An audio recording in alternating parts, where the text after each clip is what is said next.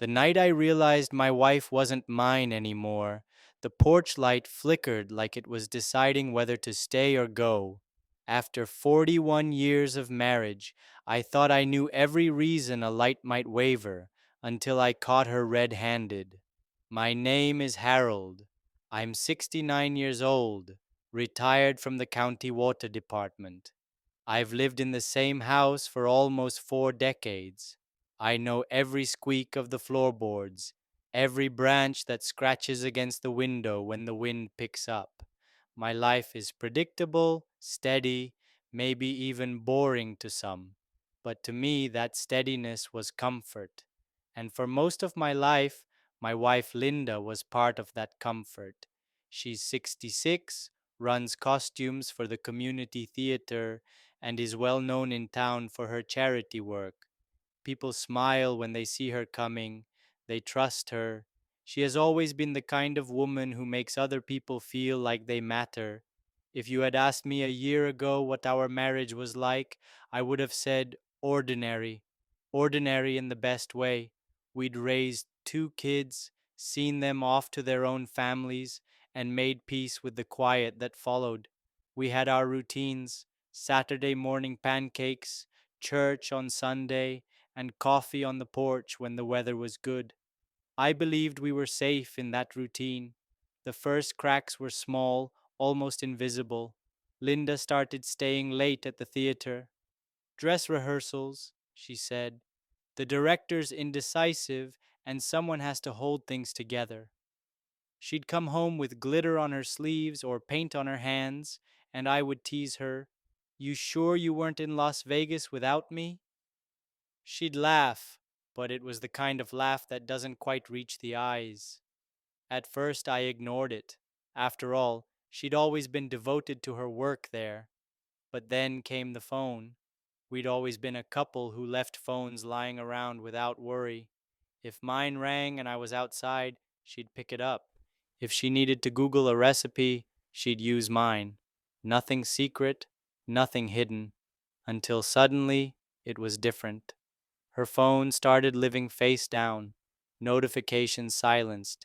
If I asked, she'd smile and say, "Oh, the kids from the theater text nonstop.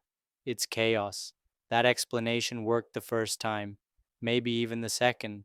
But after that, it didn't sit right. The little signs piled up. A new blouse appeared in the laundry, tag still fresh. When I asked, she said it came from the discount rack. She deserved a treat, she told me. I agreed. She did. After all these years, she deserves nice things. But something about the way she rushed that answer made my chest tighten. Then came the wine glasses. One Saturday, I was unloading the dishwasher, and I noticed 2 glasses drying on the rack. Not mugs, not juice tumblers, wine glasses. We rarely drink, except at holidays or when the kids visit. I asked, casually, "Who came by?" Linda said, "Oh, Martha from choir." We had a glass after rehearsal. Later that week at church, I asked Martha how she liked the new Shiraz Linda had bought. Martha looked confused. She said she hadn't been over in weeks. Her knees had been giving her trouble. That was the moment the ache in my chest stopped being imagination. The money came next. A handful of charges showed up on our shared bank account. Baxter's Diner. Not once, not twice, but a pattern. Baxter's is across town, near the old mill road. Not somewhere Linda ever went, at least not with me. When I asked, she said, "Oh, that's where I meet the director. He hates email, says it kills creativity." It might have been a good explanation for someone else, but I'd lived long enough to know when an answer is meant to close a door instead of open it. I tried to brush it off, told myself I was being foolish. After all, we'd been married for more than 40 years.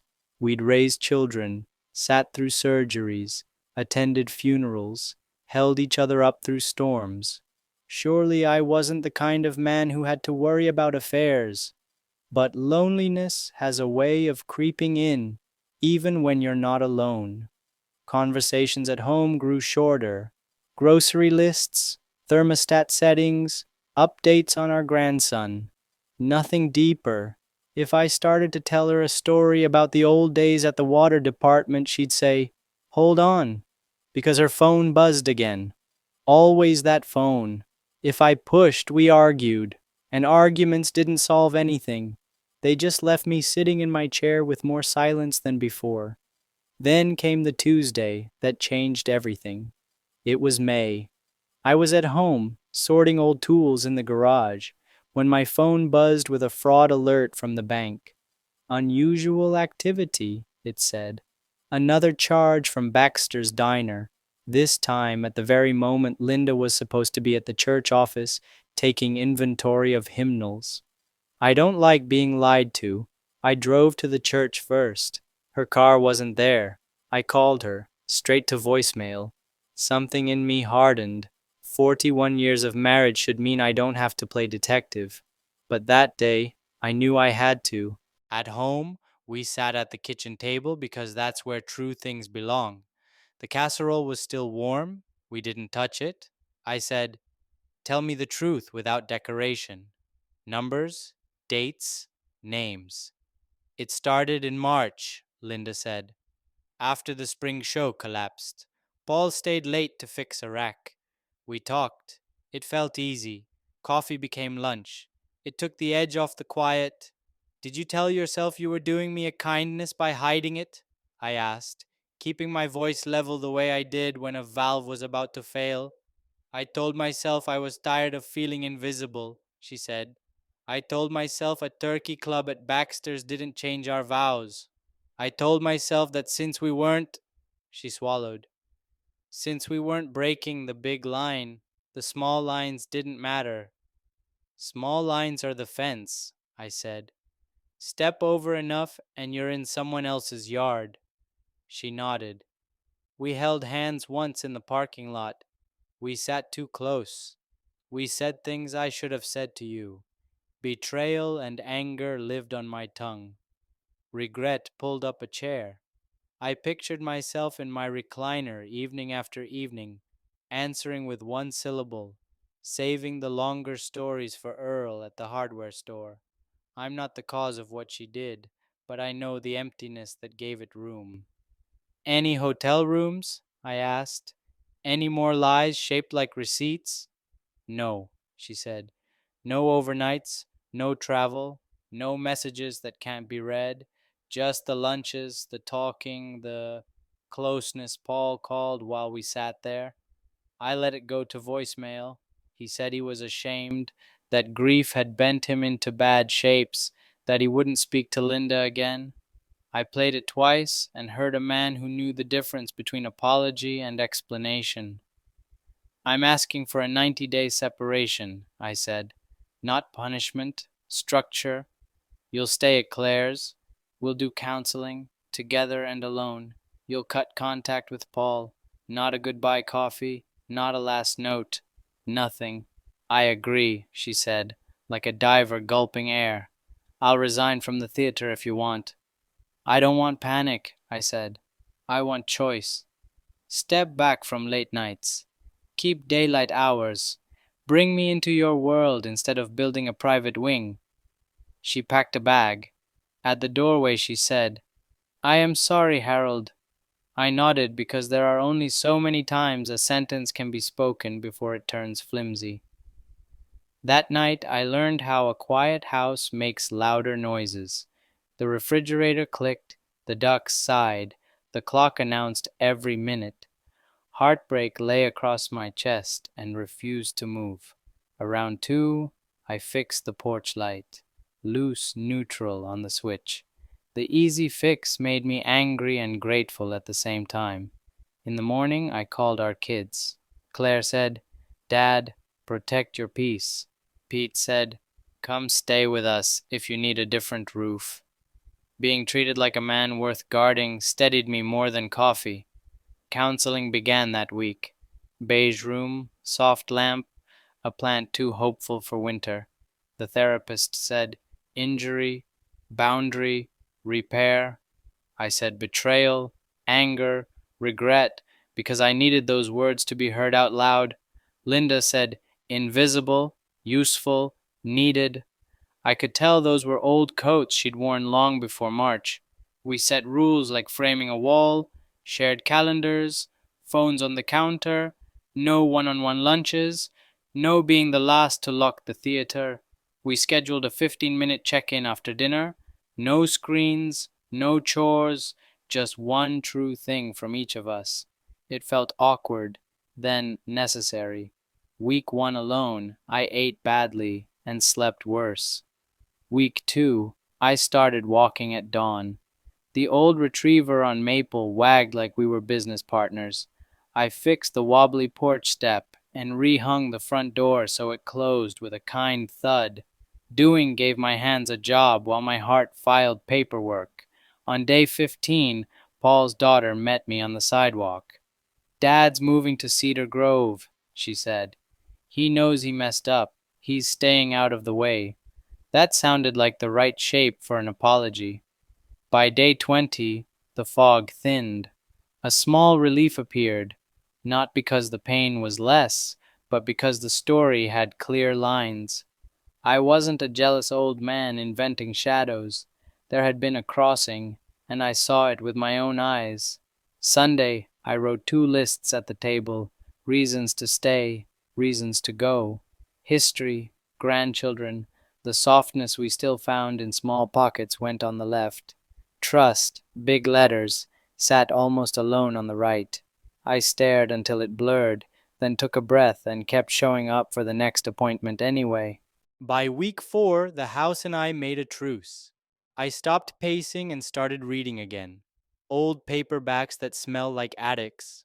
I cooked a decent stew and ate it at the counter with the radio low, the way my father used to. Every morning, Linda texted her schedule: church office 9 to noon, groceries at 1, counseling at 3. She didn't make a show of it. She sent the truth and let it sit. In session, our therapist asked for non-negotiables. Mine were simple, not punitive: no secrecy, no late-night rehearsals, no friendships that look like courtship from across a room. Add 2 rituals: walks after dinner twice a week, and a weekly coffee away from the house. Maintenance keeps the beam from sagging, I said. Linda nodded like she heard both the metaphor and the warning. She brought her own list: boundaries at the theater, saying no to committees that stole weekends, inviting me to fittings when it made sense, so her world didn't live in a separate wing anymore. She offered passwords without being asked.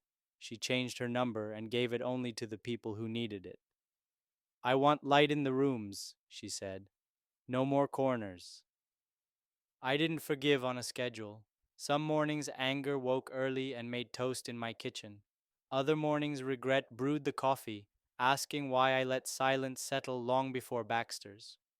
I wrote 3 lines a day in a cheap notebook: what I learned, feared, hoped. On page 9 I wrote, I still like the way she laughs when the cat knocks the remote off the table. It felt like treason and truth at the same time. One Saturday I ran into Earl at the hardware store. He asked how the porch light was holding up. New switch, I said. He nodded. Some fixes hold the first time, some take a second pass. He was talking about more than copper and screws. In the parking lot, I sat with both hands on the wheel and let a little relief in. Friends who speak plain are a gift. Around day 32, Paul intercepted me at the mailbox. He carried a bag of seed for his feeder and a face that had learned humility. Harold, he said, I'm leaving town next week. I won't trouble you. He didn't ask for absolution. He just put distance where it belonged. We shook hands like men who understand the price of a mistake. At 60 days, we reviewed the plan. The therapist suggested a weekend away to see if we could carry our progress outside the beige room. We went to a small lake cabin we used when the kids were little. Separate cars, separate bags, joint purpose. Friday night we cooked simple food and watched the water darken. Linda read me a letter. It wasn't a performance, it was an accounting. She named the harm. She named her betrayal without dressing it up. Then she named the thousand small ways she'd let me slide out of focus while she said yes to everyone else. I spoke without paper. I said I would not live in a house where suspicion slept on the couch. I also said I would not punish her forever, because punishment is a job with no retirement. I told her where the fault lines still creaked when I walked across them. If we built a new marriage, we'd measure 3 times before we cut. Saturday morning, we hiked the easy trail to the overlook. Halfway up, we passed a couple our age holding hands like teenagers. I felt heartbreak and hope in the same breath. At the top, Linda asked, "Do you want to keep trying?" I said, "I want to want to." That's the truth I have, not poetry, but honest. Back in town, we told the kids the plan. Keep working for 6 months with full effort and honest reporting. Claire hugged us like we had turned back into people. Pete said, "I just want you to have more good days than bad." We said that was the goal, and I meant it. October brought proofs. Linda left her phone face up on the counter because she had nothing to hide, and I had nothing I needed to check. We took slow walks at dusk and talked about something other than logistics. I started a cedar bench for the porch, cut the joinery by hand so I could feel each choice. We laughed once about nothing at all, and the sound startled us in the nicest way. Then the dream arrived. Me behind a diner window while Linda and Paul laughed without sound. I woke angry at a person making toast. I apologized for the scowl. She apologized for being the reason my sleep had new villains. We took a lap around the block and let the cold do work our words couldn't. Forgiveness didn't land like a parade. It drifted in like weather, some days clear, some days a stubborn drizzle, but the forecast trended better.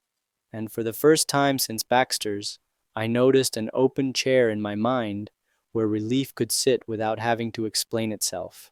The week before our 42nd anniversary, the church asked Linda to help with a holiday pageant. Old patterns tugged at her sleeves. She said yes out of reflex, then came home and said no by choice. "I promised us Saturdays," she told me. "I'm keeping that promise." It was a small sentence that felt like a beam being braced. On Sunday, we did our private accounting, just like we'd promised at the cabin. No cake, no guests, no speeches. 2 plates, 2 letters, 2 people. I went first. I said anger had stepped back a pace, that heartbreak visited less often, that regret was useful if I let it teach instead of scold. I told her I could see our porch light from the street now and it looked steady. I also told her trust was still a board curing in the clamps. Sit on it too soon, and it wobbles. Linda read her letter. She didn't ask to be excused. She didn't drag Paul into the room. She wrote about shame that still pricked at odd hours, and about gratitude for every plain day we had stacked since May. She described me kindly without pretending I was a saint. "I fell asleep at the wheel of my attention," she wrote, "and then I steered into a ditch. You pulled us out and told me to learn the signs. We laid out a plan for the next year the way I once laid out a job site. Clear tasks, clear hazards, clear exits if the structure refused to hold. Counseling would taper but not disappear. Monthly check-ins with the therapist. Thursday coffee like clockwork. A rule about saying I'm lonely the day the loneliness arrives, not 6 weeks later after it's turned into secrecy's best friend." In November, I finished the cedar bench. It was sturdy without being heavy. We carried it to the porch together and set it under the fixed light. I ran my palm along the top slat and felt the small waves where the grain had its way. Imperfect and sound, just like us, if we were lucky. We also started our third thing, a pantry project the therapist suggested. We emptied every shelf, wiped years of crumbs, marked studs, and snapped chalk lines. I cut two uprights. Linda sanded and labeled jars. We argued kindly about whether flour belongs high or low. I showed her how to set a pocket screw without stripping it. She showed me how neat labels keep a mood calm. When the paint dried, we stood back and admired order we had built on purpose. It sounds small. It wasn't. It was proof that our hands could still agree. One afternoon, I saw Paul across town, loading lumber with his son-in-law. He caught my eye, lifted two fingers in a tired salute, and looked away. I felt nothing dramatic, no thrill, no spike of rage, just the barest recognition that his chapter in our book was finished. December brought the usual winter tests. Dark at 5, a furnace that complained, a leak under the sink that asked for a pan and patience. We passed those tests like a pair that had learned how to share a wrench. On Christmas Eve, we sat in the back pew. Linda sang harmony the way she always has. I watched her profile and understood that love after a wound is partly admiration and partly decision.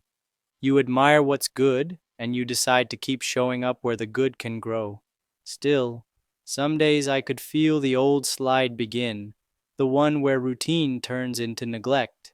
I caught it by the elbow. We drove past the lake even when it was too cold to get out. We stopped for pie at a diner that was not Baxter's. We told each other one true thing and two small hopes. Mine were simple: a better tomato crop, a trip to the hardware show in March. Hers were gentle: learn the constellations, take our grandson to the planetarium. In January, the therapist asked for a stress drill. What happens if a boundary is tested? A week later, it was.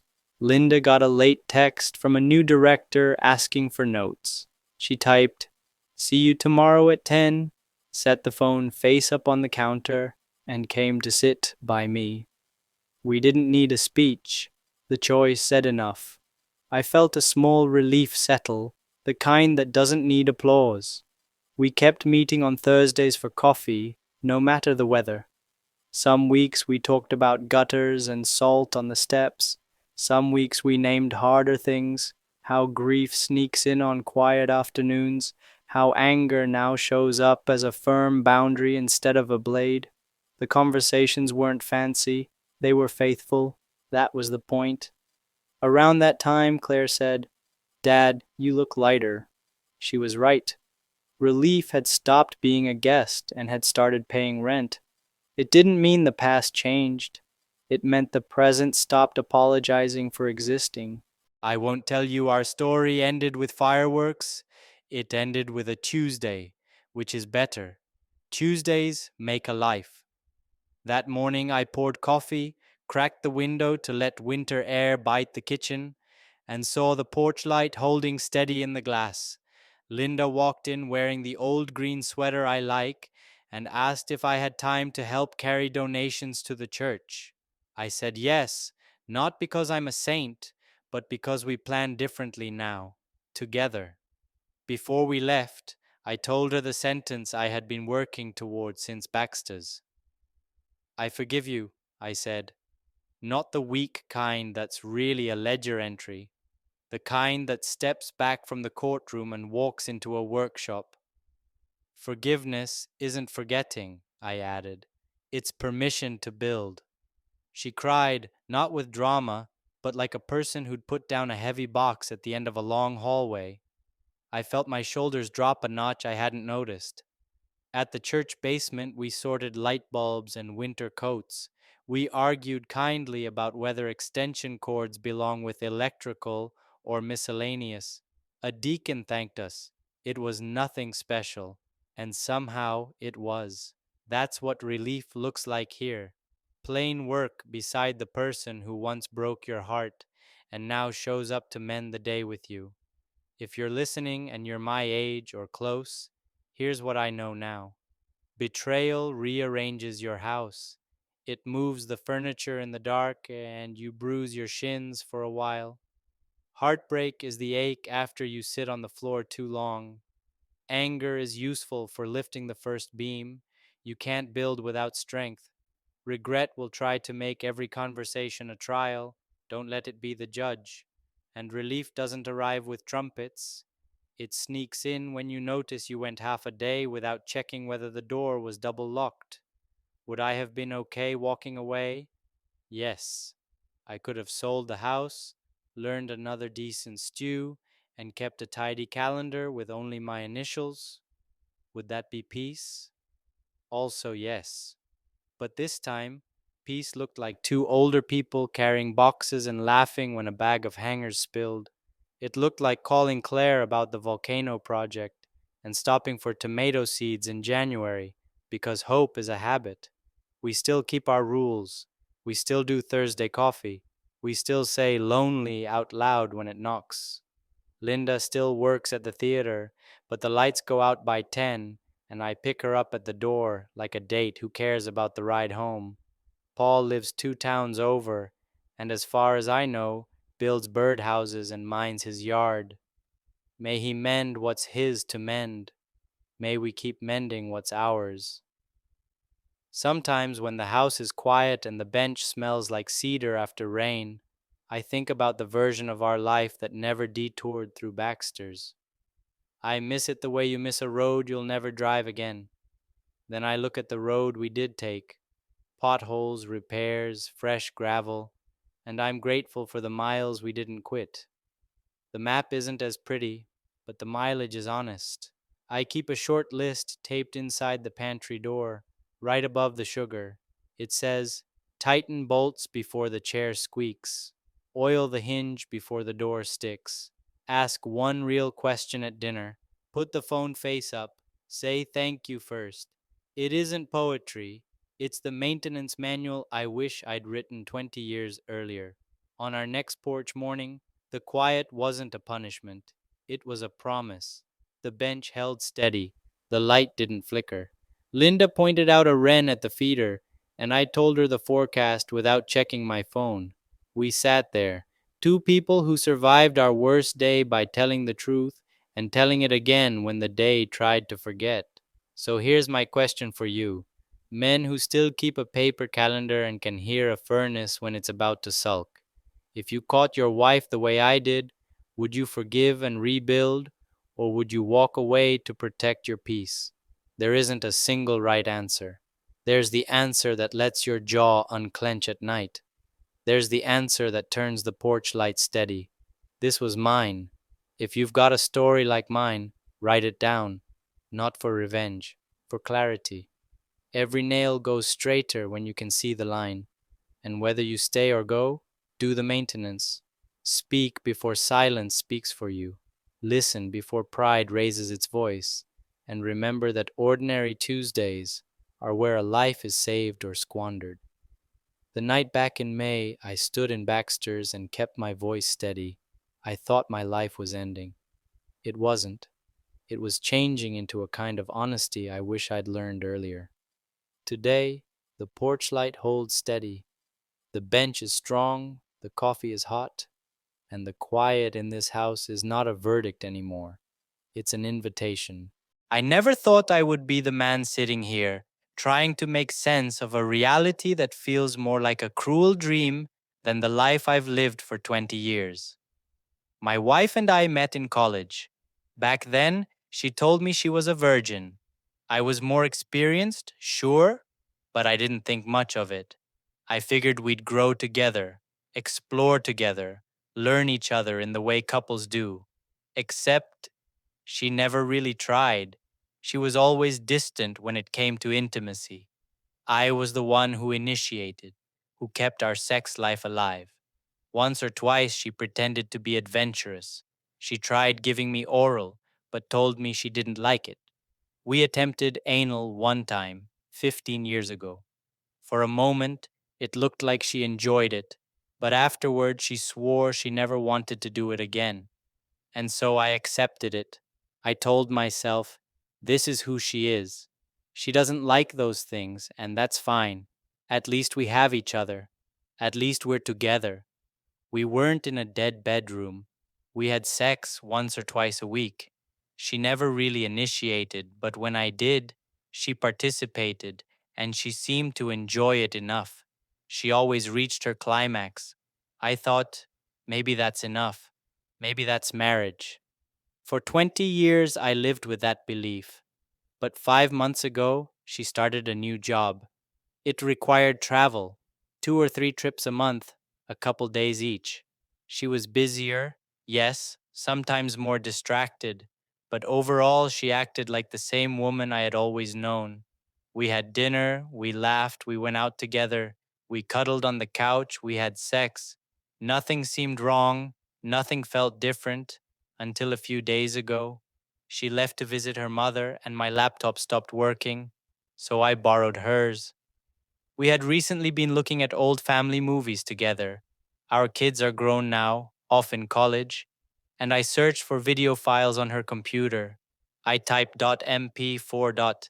At first, I found what I was looking for, family memories. Then, I saw something else, a thumbnail of her, on a bed, naked. At first, I thought maybe, just maybe, she had filmed something for me. Maybe she wanted to surprise me and then lost the nerve to share it. But as I watched, the camera angle shifted. It wasn't a tripod. Someone was holding it. And then my world collapsed. I found not one, not two, but 11 videos. 11. Every single one in a hotel room. Every single one of her with another man. And these weren't just cheating videos. These were performances, long sessions, some 20 minutes, some over an hour, with stops and starts like they had been at it all night. She was doing things, things I had begged her to try for 2 decades, that she had never once allowed me to do. Oral sex, anal, bondage, spitting, condomless. She looked alive, animated, begging, dirty talking in a voice I didn't even recognize. At one point, she giggled when he spit in her mouth, calling herself his little cum slut.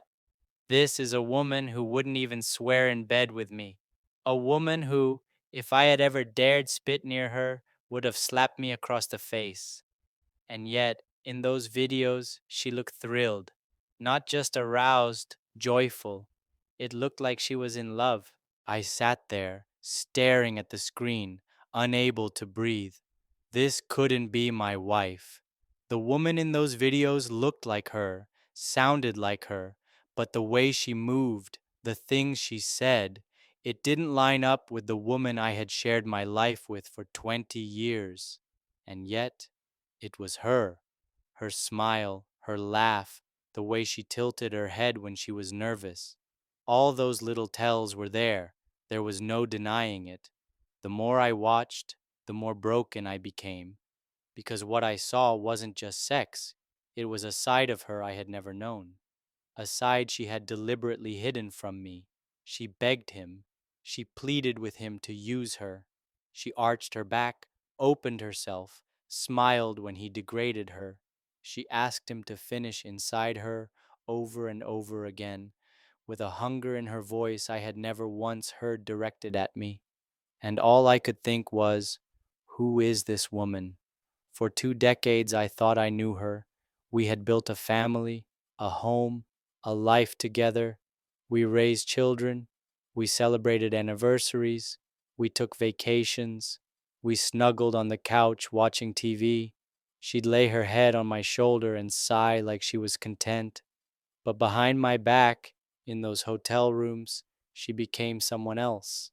Someone wild, someone free, someone who laughed and begged and played the role of a woman who had been waiting her whole life to be unleashed.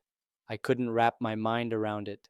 How could she deny me these things for 20 years, but give them freely, joyfully, to another man she had known for only a handful of months? Was it me? Was I not enough? Did she ever love me? The hardest part was realizing there were no signs. She came home from those trips smiling, relaxed. She would kiss me, hug me, sometimes even initiate sex, which I had thought was rare for her. I told myself, she must have missed me. But now I know she had just come home from being with him, and I was, what? The afterthought? The fallback? The man she cleaned herself up for before crawling into bed again?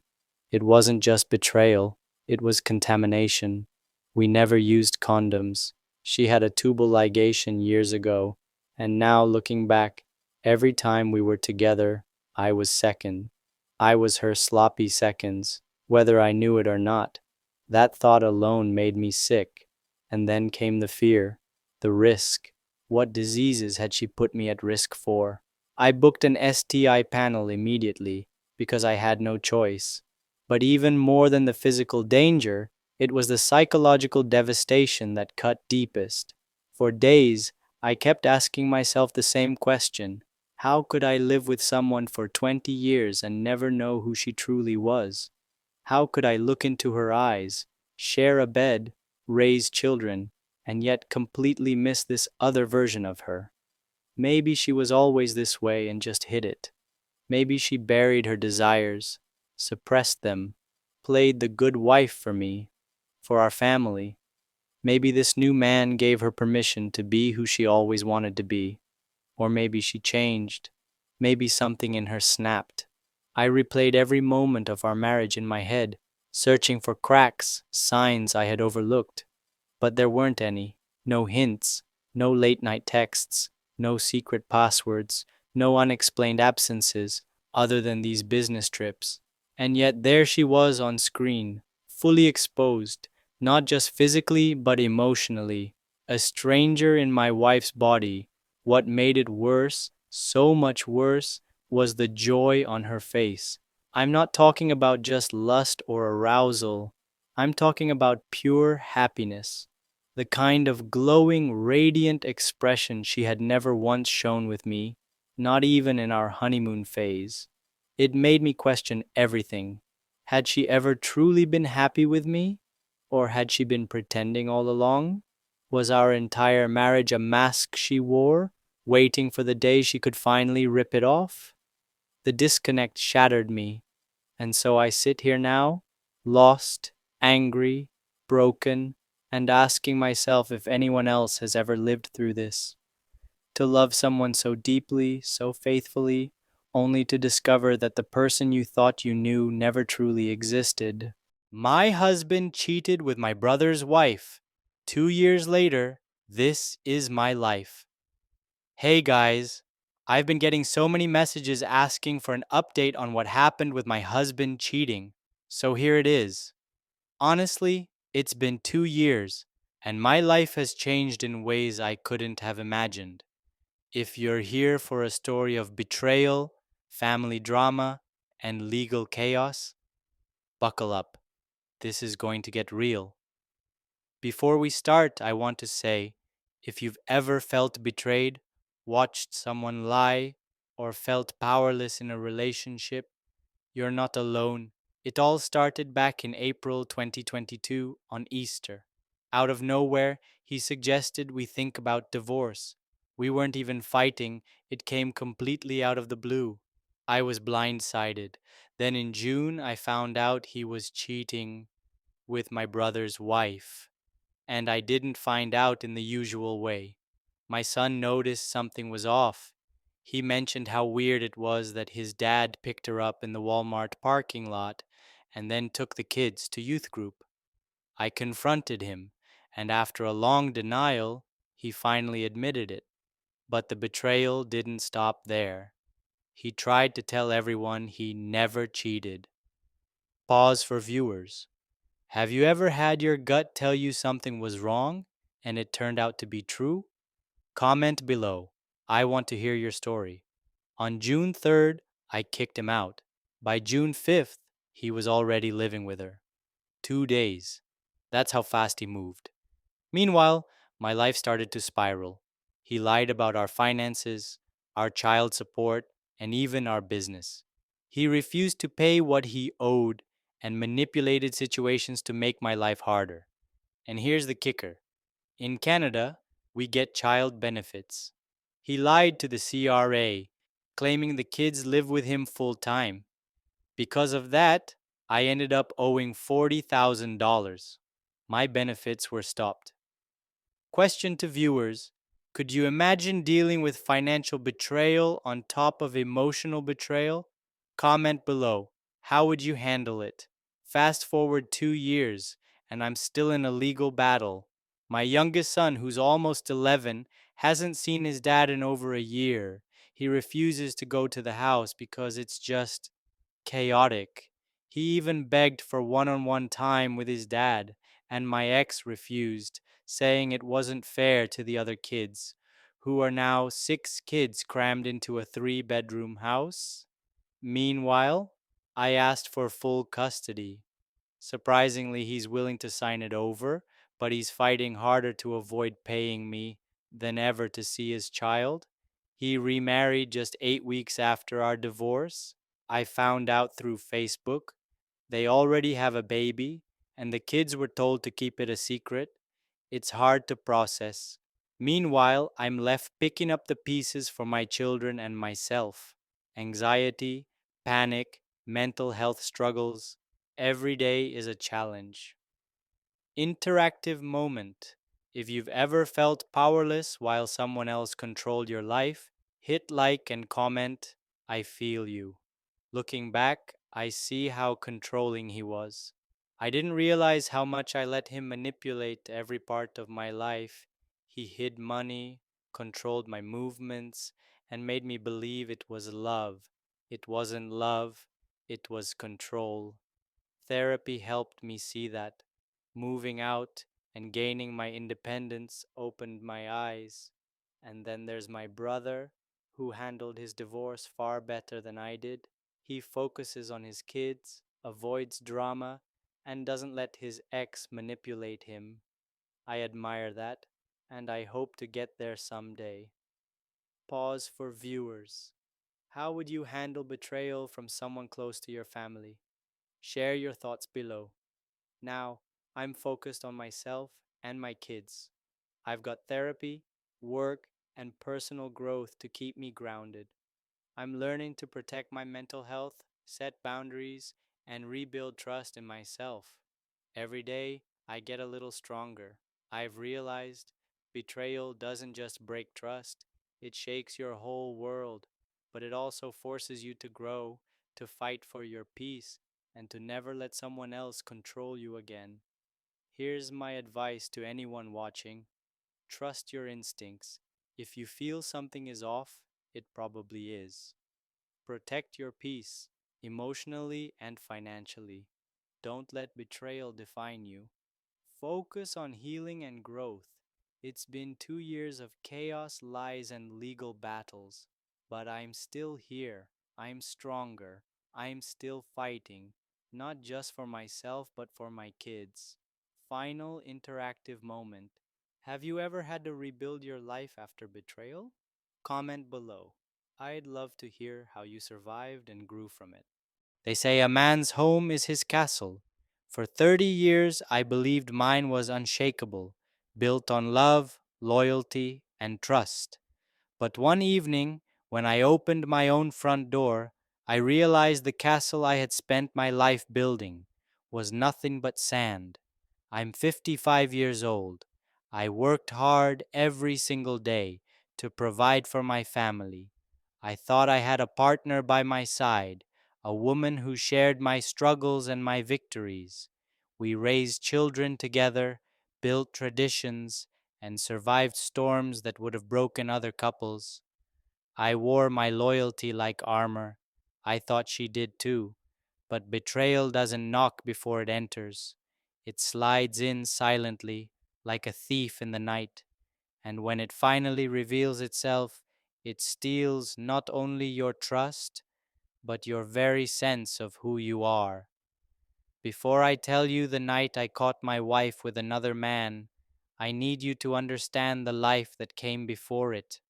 Because betrayal isn't just one moment, it's the breaking of decades, the shattering of a history you believed was solid. When I met her, I was 30. She was 25, bright, beautiful, full of life. I remember thinking, she makes me feel unstoppable. And for a long time she did. She believed in me when I had nothing. I was just starting my career, struggling, but she said, "We'll build this together." And we did. The early years weren't easy. We lived in a tiny apartment with second-hand furniture. I worked long hours. She worked too, though she always dreamed of being a stay-at-home mom. When our first child came, she got that wish, and I was proud to give it to her. I carried the weight of bills and late nights, but I did it with a smile because I thought, this is love. This is what a man does. Years turned into decades. We bought a house, then a bigger one. I climbed the ladder in my job, provided vacations, college savings, security. Every time I came home tired, she was there with a smile. At least, that's what I believed. I never imagined she'd betray me. I thought loyalty was in her bones, as it was in mine. But maybe that's where I went wrong. Maybe I forgot that people change, and sometimes the change is not in your favor. Looking back, I can see the cracks that I ignored. It started subtle. She stopped laughing at my jokes. She began spending more time out, just with the girls, she said. She bought new clothes, changed her hairstyle, joined a gym. At first, I was proud. I thought, good for her. She deserves to feel confident. I never suspected what those changes really meant. Then came the phone, always in her hand, always face down on the table, late night messages, a quick smile at the screen, then turning it away when I asked what was so funny. I told myself it was nothing. After all, we'd been married 30 years. What could she possibly be hiding? But here's the truth. Love makes you blind. And loyalty? Loyalty makes you a fool for longer than you should be. The night it all came crashing down, I had left work early, a rare thing. I wanted to surprise her, maybe take her to dinner. The house was quiet when I walked in, too quiet. Her car was in the driveway. I called her name, no answer. That's when I heard it, a laugh, a man's laugh, coming from upstairs. I don't know how I climbed those stairs. My legs felt like stone, but my heart was racing like a drum in my chest. And when I opened that bedroom door, my entire world ended in a single breath. She was there, my wife of 3 decades, in our bed, with him. I froze.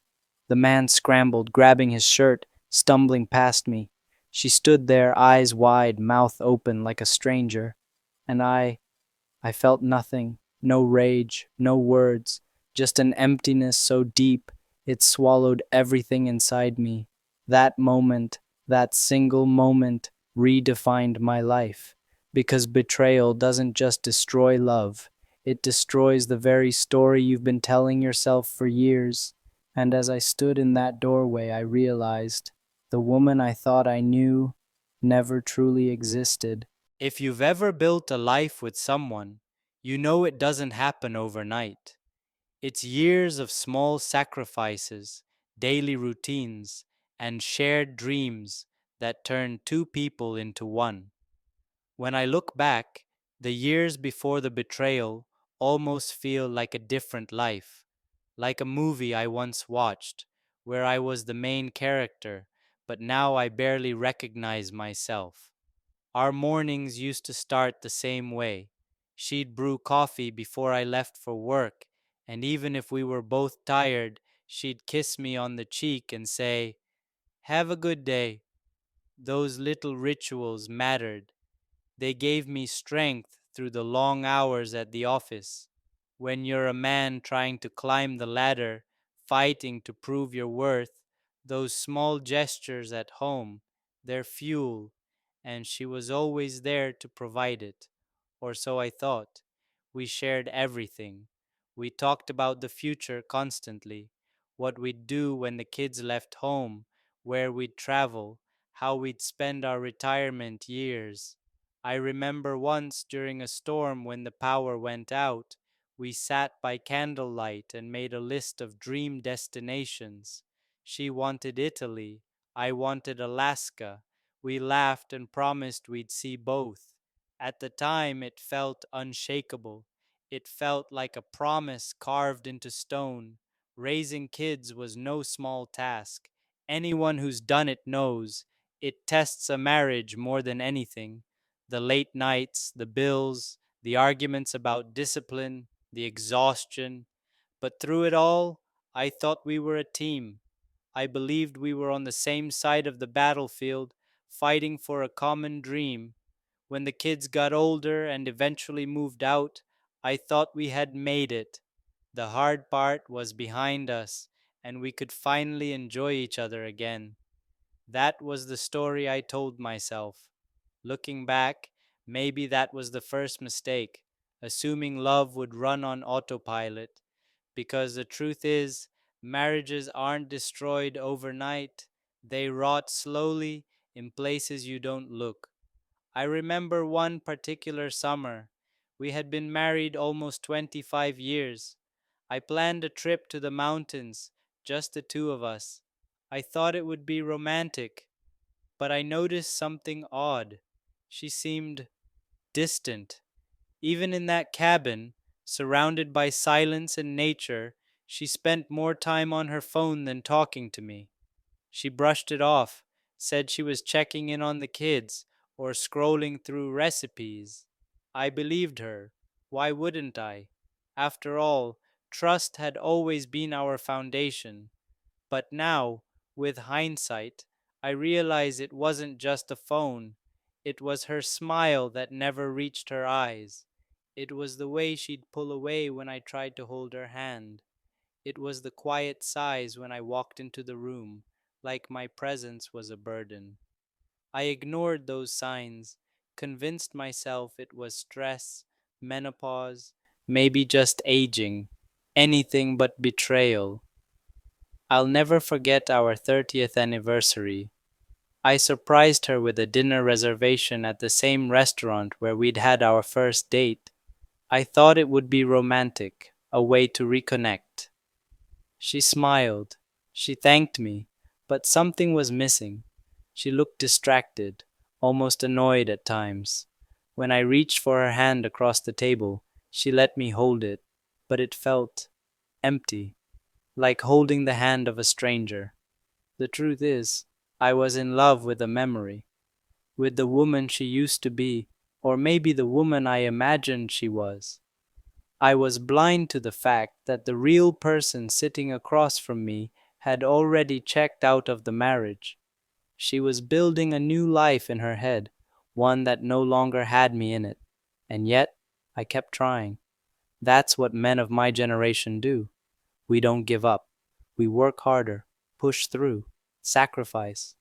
I told myself, if I provide more, if I plan more, if I love her more, maybe she'll come back to me. But love doesn't work that way. It's not a math problem you can solve by adding more effort. If someone's heart has left, no amount of loyalty can drag it back. The irony is, I was happiest in those years because I didn't know the truth.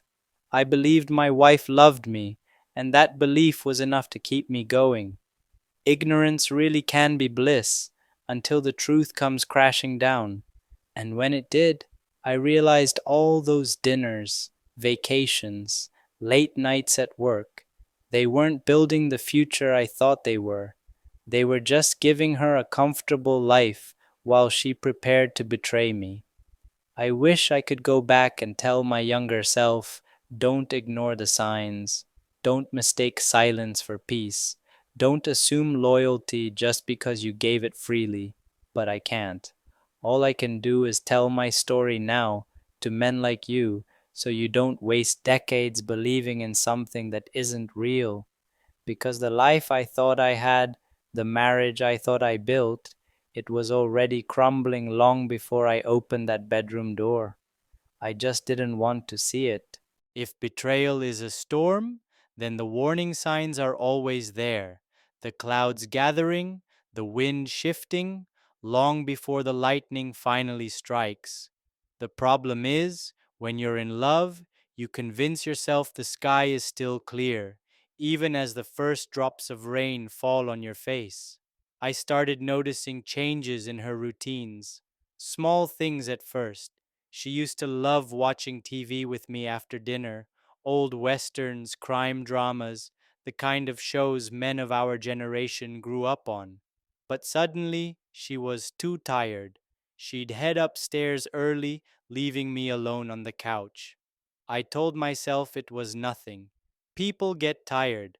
But it wasn't just one night, it became every night. Then came the gym. She had never been the type to care much about working out. For 30 years, she said, I don't need a treadmill. I get enough exercise chasing after you and the kids. But one day, she signed up for a membership at a fancy gym across town. At first, I was supportive. Good for you, I said. It'll be great for your health. She bought new workout clothes, started spending hours there, but something didn't add up. She never came back sweaty. Her hair was perfect, her makeup still fresh. Who goes to the gym and comes back looking like they just got ready to go out? Still, I pushed the doubts away. That's what trust does. It blinds you. And if I'm being honest, it wasn't just trust, it was fear. Fear of asking the questions I didn't want answers to. She changed how she dressed. Suddenly, new outfits, new lingerie, things she hadn't worn in years. Not for me, no, for someone else. When I tried to compliment her, she brushed it off, almost annoyed, like my attention was an inconvenience. The phone became the biggest red flag, always in her hand, never left unattended. She used to leave it on the counter, unlocked, buzzing with texts from the kids or her sister. Now it was glued to her, face down, with a new password I didn't know. Late night messages, little smirks, a glow on her face that had nothing to do with me. I'd ask, Who's texting you so late? She'd reply, Just a friend, you don't know them. And that was it. End of conversation. The woman who once shared everything with me now shared nothing. Intimacy disappeared, not just physical, but emotional. She stopped asking about my day, stopped caring if I was stressed, if I was tired, if I was happy. She existed beside me, but not with me. The laughter, the little touches, the warmth, it was all gone, replaced by cold politeness, as if we were roommates paying the same mortgage. And yet, I stayed blind. Why? Because admitting the truth would mean admitting that 30 years of my life were built on sand. So I told myself, lies. She's just getting older. It's just stress. We'll reconnect once things calm down. Lies are comforting, until reality rips them away. The distance between us grew wider. Nights turned into weeks, weeks into months. We still shared a bed, but it felt like there was an ocean between us. I reached out, tried to bridge the gap, planned dinners, suggested trips. She always had excuses. I'm too tired. I've got plans with friends. Or worse, no excuse at all, just silence. I remember one night I woke up at 2 a.m. She wasn't beside me. I walked downstairs and found her on the couch, phone in hand, smiling at the screen. When she saw me, she jumped, shoved the phone down, and said she couldn't sleep. My gut twisted, but I forced a smile and went back upstairs. That's how deep denial runs. I didn't want to fight. I didn't want the truth.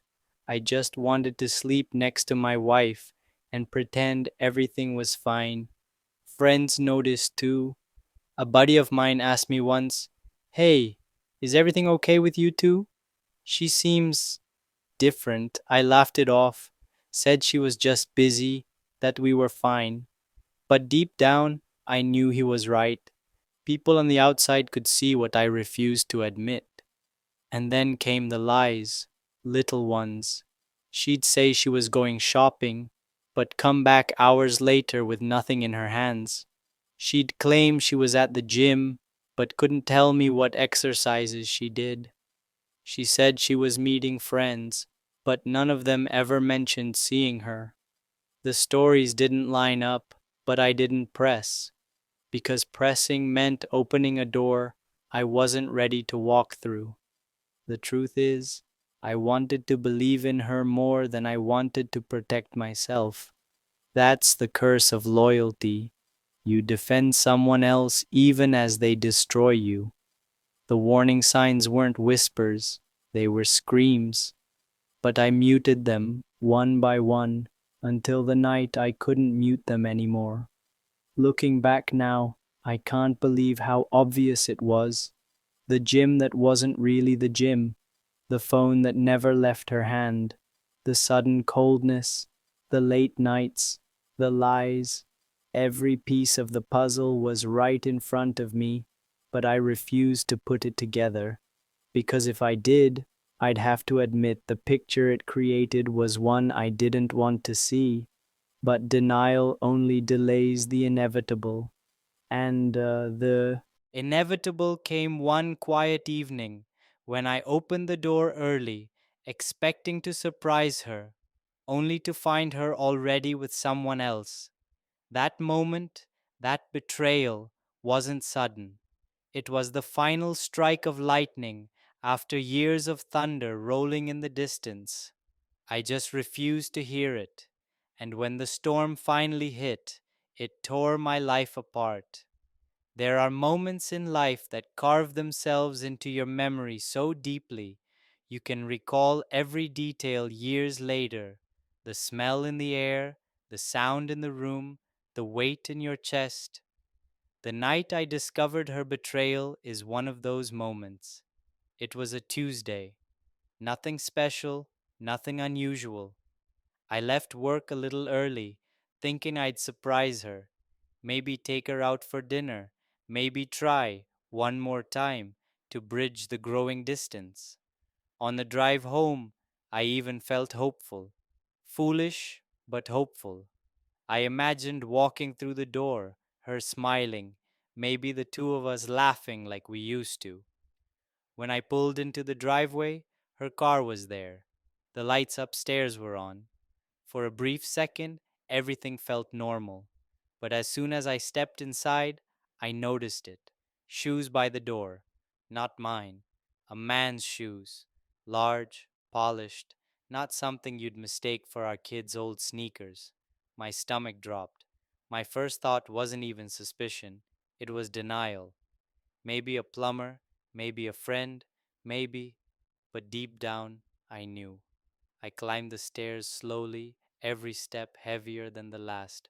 Half of me wanted to turn around, to leave, to preserve the illusion a little longer, but something stronger pulled me forward, the need to know, even if it destroyed me. The bedroom door was half open, and then I heard it, her laugh, a soft, intimate laugh I hadn't heard in months. I pushed the door, and the world I knew ended.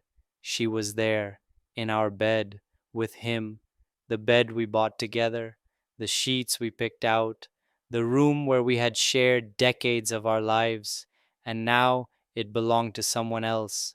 Time slowed. My body froze, but my mind screamed. I remember my hands shaking, my throat dry, my vision narrowing until all I could see was them. She gasped, pulled the sheets over herself, eyes wide with shock, not guilt, not remorse, just the panic of being caught. "John, what are you doing home?" she stammered, as if I was the intruder, as if I had no right to be there. The man, young, strong, confident, didn't even flinch. He just looked at me with cold, detached eyes, like I was nothing, like my entire life meant nothing. I wanted to scream, to hit him, to shatter everything in that room, but all I could manage was a whisper. "How long?" She looked away, tears forming, but silence was louder than any confession.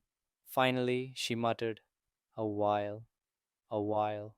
Two words that cut deeper than any blade. Because in those words was the truth. It wasn't a mistake. It wasn't a one time weakness. It was planned, nurtured, hidden. A life she chose without me. I asked again, louder this time. How long?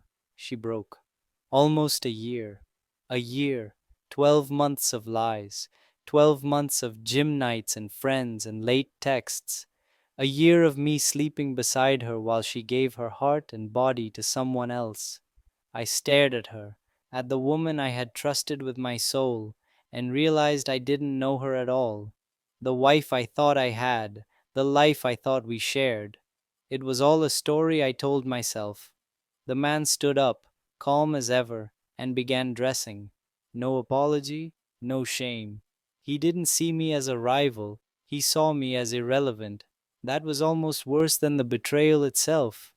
When he left, the silence in the room was unbearable. She tried to speak. It wasn't supposed to happen. I didn't mean to hurt you, I laughed. An empty, bitter laugh. Didn't mean to hurt me. You burned down 30 years of marriage. You didn't just hurt me, you destroyed me. Her tears flowed, but they didn't move me. They weren't for me. They were for herself, for the mess she had to face now that the truth was exposed. I walked out of the room, out of the house, out of the life I thought I had. Every step felt like a funeral march, not for her, not for us, but for the man I used to be, the man who believed in loyalty, in vows, in forever. Because that man died in that bedroom, and the one who walked away was someone else entirely, someone who would never look at love the same way again. Guys, I can't even explain the mix of emotions I've been through these past few weeks. A month ago, I caught my girlfriend cheating, and not just with anyone, my coworker. The betrayal hit me like a ton of bricks. I didn't post an update immediately because I just couldn't relive it, but now I'm in a better mental space and I want to share everything that's happened since. I also want to give advice to anyone who's dealing with the gut wrenching feeling of betrayal. So grab a seat because this story is going to get real. The morning after the discovery, I stayed at a friend's place. She texted me multiple times asking where I was, if I was okay, if we could talk. But here's the thing, not a single apology, just damage control. Later that evening, I went back to our apartment while she was at work. I packed up my essentials. For a second, I thought about leaving a note. But why should I? She made her choice. I just walked out. She called and texted after that, but I blocked her everywhere. No explanations, no conversations, nothing. Question to viewers. If you were in my shoes, would you confront her in person or just walk away? Comment below. Second day back at work, during lunch break, my coworker, yes, the guy she cheated with, pulls me aside. I thought he'd apologize. Nope. He literally says, I like your girlfriend, so I'm not apologizing. At that moment, everything in me wanted to explode. I wanted to punch him right there, but I stayed calm, took a deep breath, and said, Fine, you can have her. Then I told him I'd be reporting this to HR. And honestly, that small act of standing up for myself felt like the first piece of control I'd had in weeks. HR got involved, and thankfully, D got transferred to a different team. We don't see each other every day anymore, but it's still awkward when we run into each other in the break room or parking lot. Management said they're trying to transfer him to another branch entirely when an opening comes up. Until then, I'm safe from shared meetings or projects. Small victories, right? Meanwhile, I've got a new place lined up, a small studio, but it's mine. The peace of leaving that old apartment. It's been life changing. Being away from the constant reminders of what happened has helped me breathe again. Sometimes A physical distance is the first step toward healing emotionally. I've also taken a break from dating, not interested, not looking. Right now, it's all about me: work, personal growth, therapy, exercise, whatever it takes to feel like myself again. I realized one important truth.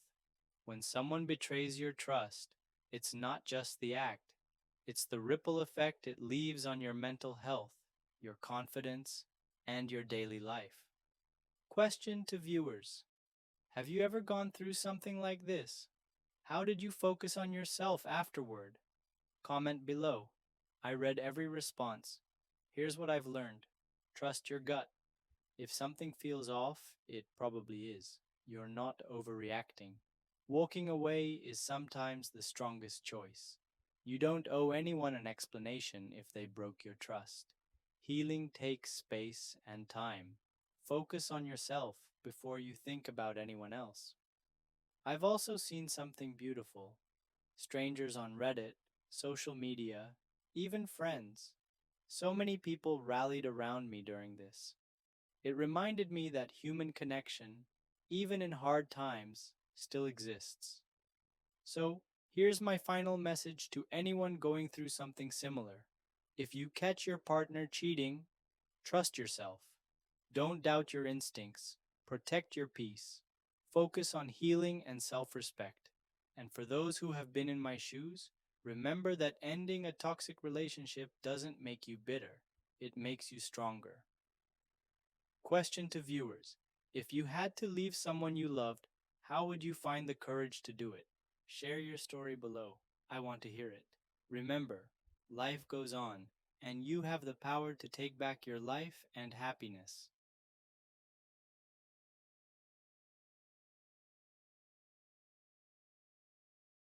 My best friend tried to steal my boyfriend during our threesome. The crazy story. Hey everyone, this story is insane, and I still can't believe it actually happened. It's about betrayal, friendship, and a threesome gone completely wrong. If you've ever trusted someone you loved, only to have them try to betray you in the worst way, this story is for you. Before we start, I just want to say this is raw, unfiltered, and exactly how I experienced it. So buckle up. I'm 22. My boyfriend Matthew is 26. Tall, handsome, well built. Basically, the type of guy everyone notices. We've been together for a year and a half, and our relationship was great. Sex life was incredible. One day, we decided to spice things up with a threesome. We thought two females, one male would be better than the other way around. It wasn't about attraction, it was about comfort. We wanted someone we could trust. Enter Tiffany, my best friend of years. At first, I thought, perfect, I trust her and she's experienced.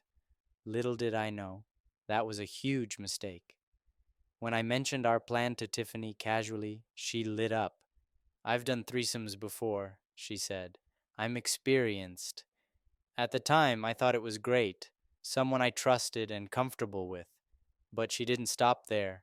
For days, she wouldn't stop messaging me. When are we doing this? I'm ready. I can't wait. I hesitated. I didn't even ask Matthew if he was okay with her being the third person yet. But Tiffany's constant pressure started making me uneasy. Interactive moment. Have you ever ignored red flags because someone was your friend? Comment below. I want to hear your experience. Fast forward.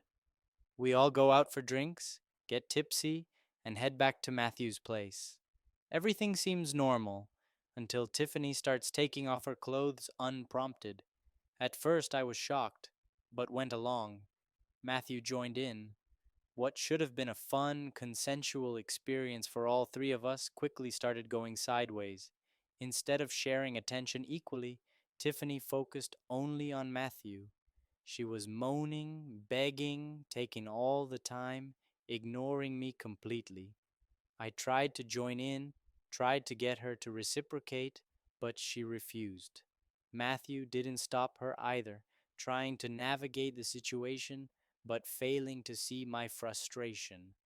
After 15 minutes of this, I had to use our safe word to end it. It was meant to be fun for all of us, but it became a private show for them.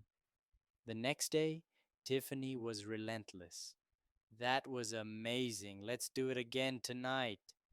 I had to repeat myself for a week. It's over. Not happening again.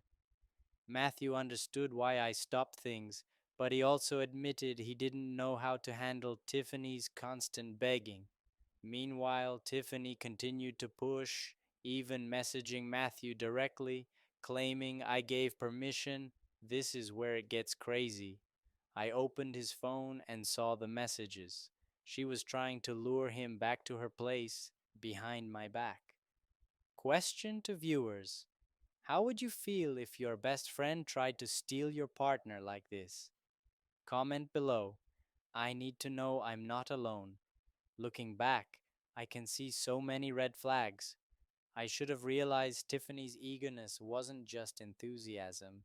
It was a signal that she wanted more than just to help. I trusted my best friend, and she betrayed me. What should have been an exciting experience for all of us turned into a nightmare of jealousy, manipulation, and betrayal. I learned something important. Even the people closest to you can surprise you in the worst ways. Trust is fragile. Right now, I'm keeping my cool. I haven't confronted Tiffany or Matthew about the messages.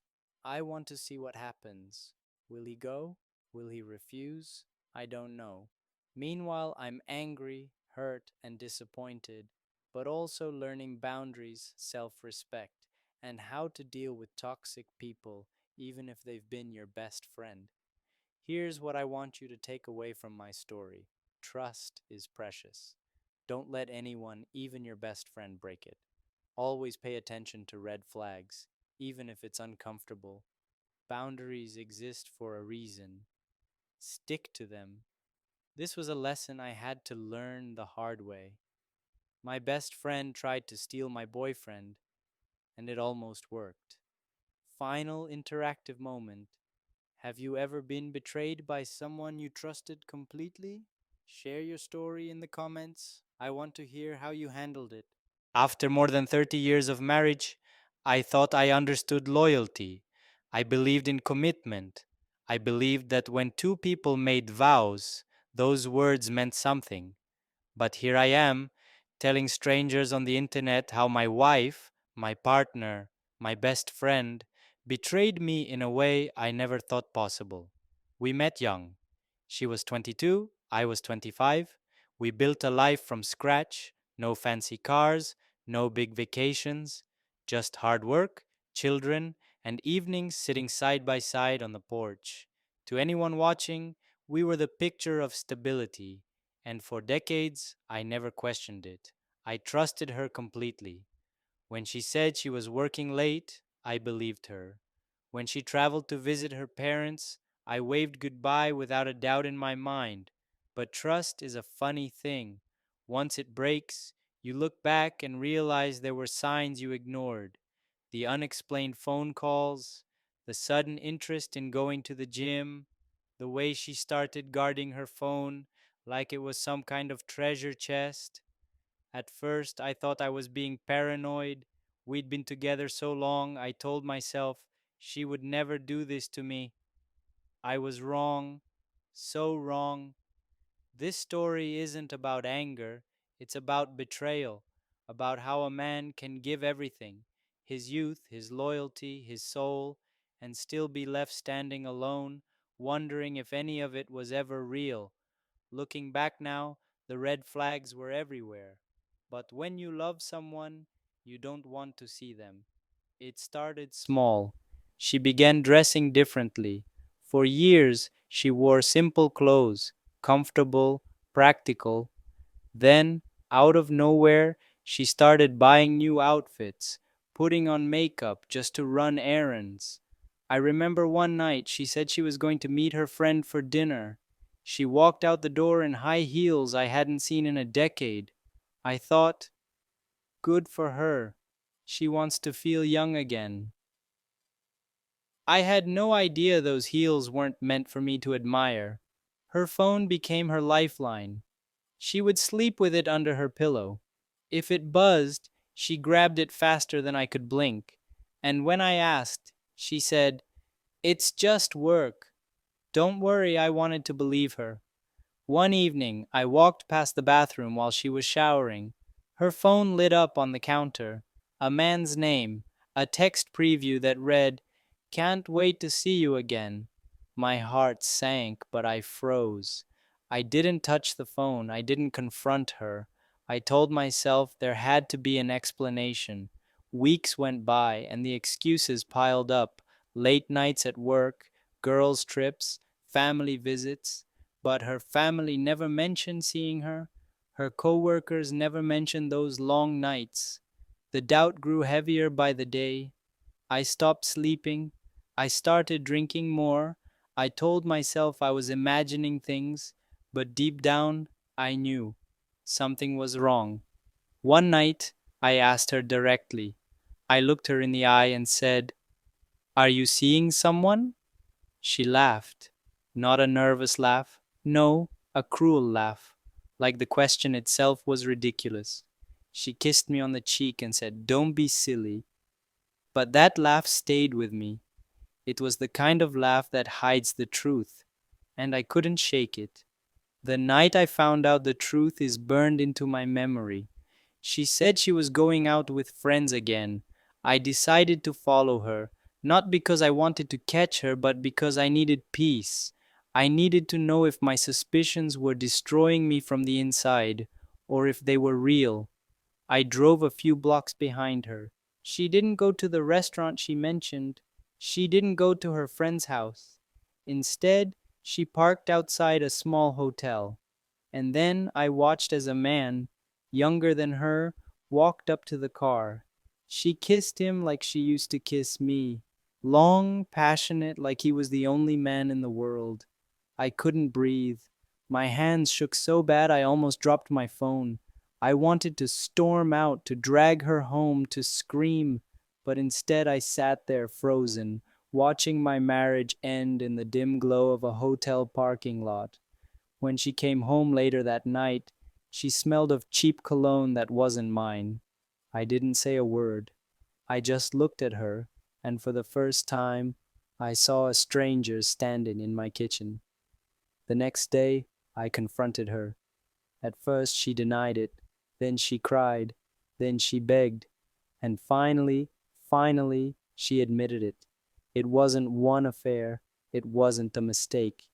It had been going on for years. She told me she felt unseen, that I worked too much. She said the other man made her feel alive. Alive. What about me? What about the decades I gave her?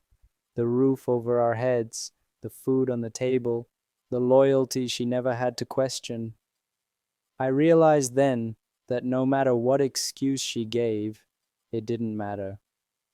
Cheating is not about what the other person lacks. It's about selfishness. It's about betrayal.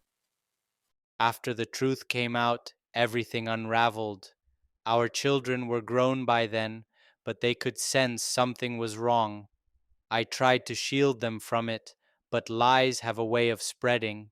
Eventually, they found out, and their mother, the woman they loved, was no longer the person they thought she was. The house felt cold. Meals were silent. Every time I looked at her, I felt anger boiling inside me. But more than anger, I felt emptiness. I filed for divorce. It wasn't easy. 30 years of shared bank accounts, memories, photographs, it all had to be divided. But the hardest part wasn't the paperwork. It was accepting that the woman I loved no longer existed. She begged me to stay. She promised to change. She swore she'd cut him off. But once the trust is broken, it's gone forever. Every time she left the room, I'd wonder who she was texting. Every time she smiled, I'd wonder if it was meant for someone else. Friends took sides. Some said I should forgive her, that everyone makes mistakes. Others told me to run and never look back. But at night, when the house was quiet, only one voice mattered, my own. And my voice told me, "You deserve better." So I walked away, not just from her, but from the life we built together. And that was the hardest part. It's been years since the divorce, but the scars remain. I won't lie, I still wake up some mornings and feel the weight of betrayal on my chest. I still wonder how a woman I trusted with everything could throw it all away. But I also learned something valuable. I learned that betrayal doesn't define me. Her choices don't erase the man I was or the husband I tried to be. And if you're listening to this, if you've been betrayed, I want you to hear me clearly. It's not your fault. You gave your love, you gave your time, you gave your loyalty, and someone else chose to abuse it. That choice is theirs, not yours. The road forward is not easy. Nights are lonely. Holidays feel empty. But slowly, you build yourself again. You learn to laugh without her. You learn to smile at new faces.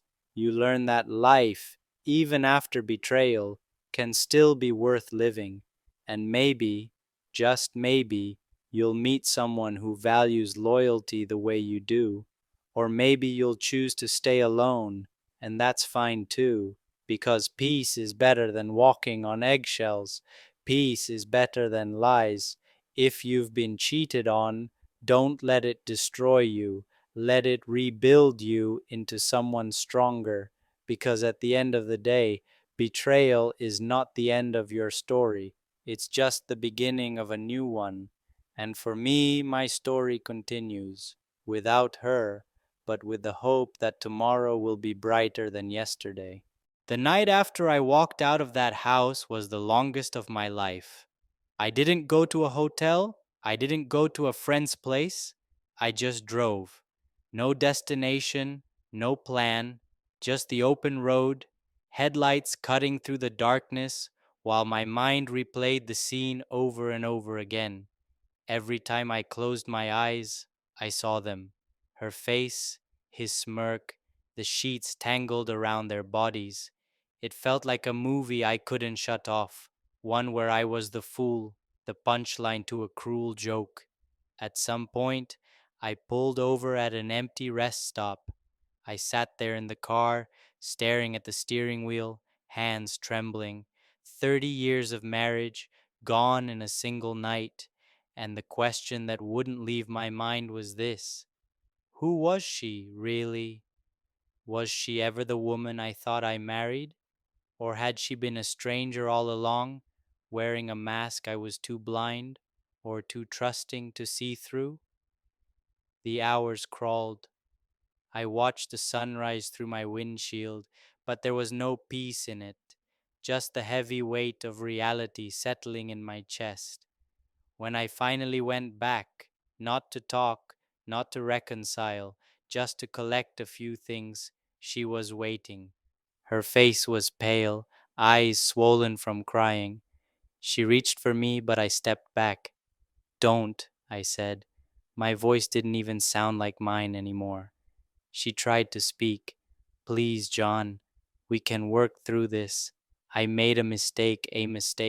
That word again, like she'd forgotten to pay a bill, like she'd dented the car. Number. A mistake is accidental. What she did was deliberate. A year of lies isn't a mistake, it's a choice. I told her that, and she broke down, sobbing, clinging to her story, begging me not to throw everything away. But the irony was, she had already thrown it away. She set fire to it long before I opened that bedroom door. Later, the phone calls started. My daughter, my son, they had heard whispers, seen the tension, and now they wanted answers. Do you know what it's like to hear your own children ask, "Dad, is it true? Did Mom?" There's no handbook for that. No easy way to shatter the image of the family they thought they had. I tried to protect them, but the truth has sharp edges. It cuts everyone who touches it. Then came the friends. Some offered sympathy, others avoided me, too uncomfortable to pick a side. But I noticed something more than a few already knew. They'd seen her with him or heard rumors, but no one said a word. That betrayal cut almost as deep as hers, because it meant I wasn't just living with lies at home, I was surrounded by them everywhere. The weeks that followed were hell. Nights spent staring at the ceiling, mornings where getting out of bed felt impossible. I lost weight, I lost sleep, I lost the man I used to be. I'd walk past the mirror and not recognize myself. Hollow eyes, gray skin, a stranger staring back at me. And yet, in that brokenness, a strange thing happened. I started to see the truth, not just about her, but about myself.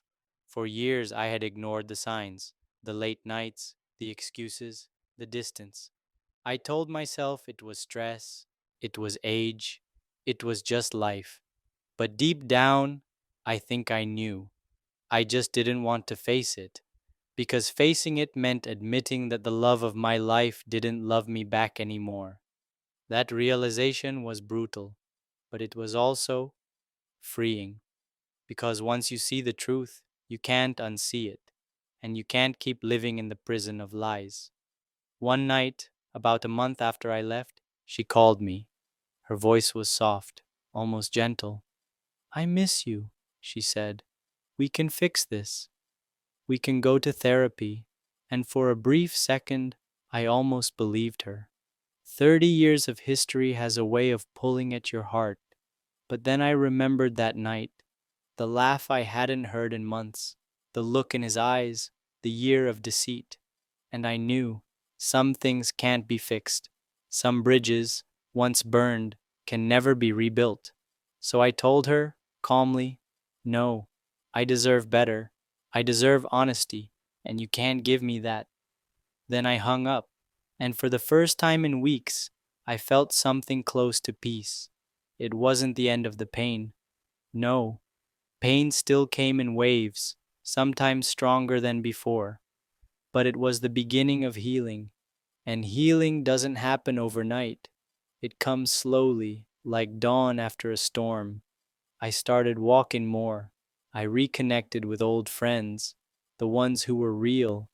I spent time with my kids, not talking about her, but about life, about the future. I started rebuilding, brick by brick. And here's the truth I want every man listening to hear, especially if you're my age, especially if you've been betrayed. Her betrayal doesn't define you. Her choices are not a reflection of your worth.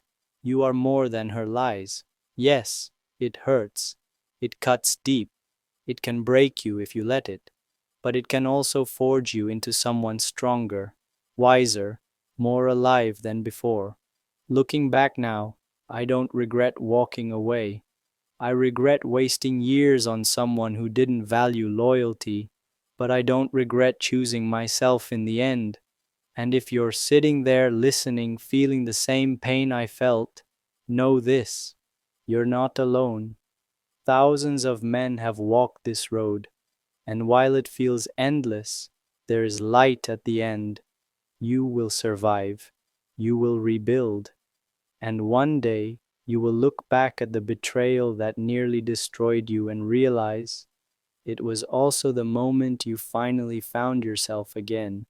Because sometimes the worst thing that happens to us is the very thing that sets us free.